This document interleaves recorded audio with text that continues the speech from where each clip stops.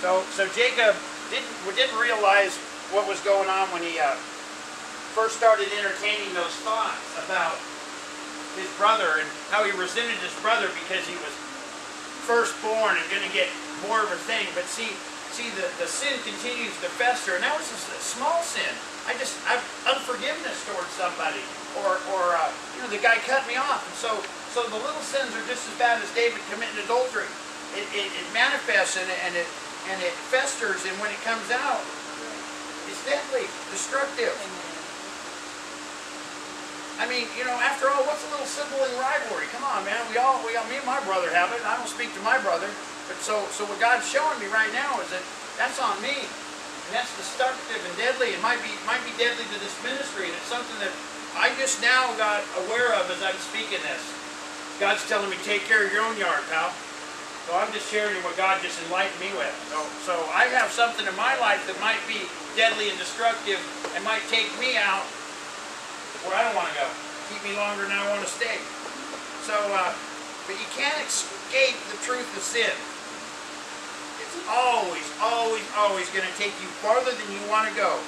And when that sin is just a wrong attitude towards another person. And the only attitude that's acceptable to God is love. Yes. So anything we have to our brother that's other than love is unacceptable to Christ, because we're not walking in what He's called us to walk into. I'll give you another example. It's the children of Israel after they were delivered from Egypt. So now we're talking a big group of people that all walked in the same way. In the door, I can't know those batteries. That's what it takes. Yeah. That's what it's like. Yeah, they're in the door. Okay, so the people are delivered from Egypt. Okay, and they get right to the edge of the promised land.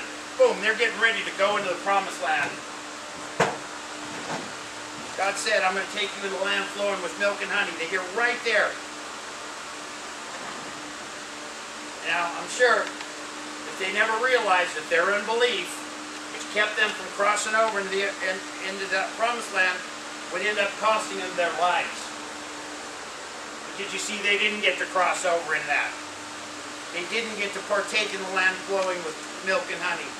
They didn't realize that their sin is going to take you farther than you want to go. I'll go to Numbers 28 real quick and show you this. And it was just simply unbelief in what God had promised them to do. It says that Numbers 13:28 says real quick. My eyes are. It says, nevertheless, the people who dwell in the land are strong, and the cities are fortified, and they are very large. And moreover, the descendants of Anak are there, and the Amalekites, and they dwell in the land of the south, the Hittites, the Jebusites, the Amorites. They're huge. They're monsters, and there's no way we can go over there and live where God promised them. They had unbelief in God and the promises that God had. Simple unbelief. God's a lot of promises in the Bible. I can't even name them all. I can't even name some of them right now. God gives us those promises, and when we don't accept the promises for what they are, or we try to walk in our power, we're not walking in accordance with God. Sin is anything that separates us from our relationship with God. We don't walk where He wants to walk. If we walk in a different direction, what are we doing? We're getting separated. Real easy. We walk together, we're walking in unison. We're walking as a body. We're probably walking in accord, and we're walking in love. When we walk in a different direction, are we back on? Alright. When we walk in a different direction, we're walking in separation. Our more mirror minds, and the devil's going to come at us and tell us that it's alright. You have a right to do what you want to. And God gave us free will, and we can. But what I want to bring to the point is I want us all to realize how we separate ourselves from God. He doesn't separate Himself from us. So God tells them you can go into the land. The spies come in. 8 of them say we can't do it. 2 of them say, sure we can. It's great, man. They got these big old graves, and there's all kinds of food now. Piece of cake. But you see, their unbelief was contagious, and it spread to the other people. And it caused them to slam the character of God. Their disbelief slammed the character of God. said, I want to go back to Egypt. You brought us out here for us to die. It caused them to reject the spiritual counsel of God as he was in their heavenly presence. So how much more for us, who we don't get to see him as a pillar of smoke and a flame at night. They had a little closer contact and they still had unbelief. So how much more deadly is that unbelief for us? So God pronounces judgment on them, and they died in the wilderness. They never got to cross into the land flowing with milk and honey. Because their sin, they walked in circles in the desert until every one of them was dead. Let's go to Solomon. Wisest man other than Jesus Christ that ever inhabited this earth. And surely, if anybody could keep from falling into sin's trap, it'd be Solomon, right? I mean, people came from all over the world to hear his wisdom. God-given wisdom instilled in the heart of Solomon. Solomon had 700 wives and 300 concubines. And you know what? They weren't all Christians. Most of them were pagans. God said, don't mess with those people. Separate yourself. So here's the wisest man in the world at that time who had a love for women. But God had given instructions for living in Deuteronomy before Solomon came around. Deuteronomy 7:17, he says, neither shall he multiply wives for himself, lest his heart be turned away from me. See, God gave us one woman and to cohabitate with and to dwell and come together and live as one. But when we start taking multiples on, sin starts affecting our lives. Sin starts affecting our relationship with Jesus. Sin in our relationship with Jesus is affected, the Father's affected.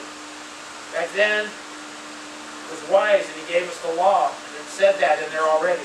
So Solomon knew better than God knew. And he probably didn't think of the effects it was going to have on him. What he was thinking was the pleasure that he was going to have from it. He said, I'm Solomon, wisest of the wise, blessed by God himself.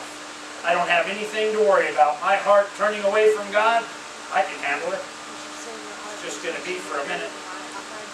This isn't going to affect my relationship with God. How many of us have thought the same way? We can go out and get high one more time, drink one more time. Me, I have. How about, I'm just going to throw some things out there, not saying anybody's ever done it. Cheat on a spouse, look at pornography, lust after a woman walking down the street, eat too much, tell a lie, tell a story, take something, even if it was little. A tool from a neighbor you borrowed and you never returned. It's all the same. God doesn't look at the size of them, he looks at it. Period. Period. So those little things, we say, oh, it's only a wrench. If he needs it, he'll come get it. That's not the point. You borrowed it, you said you take it back.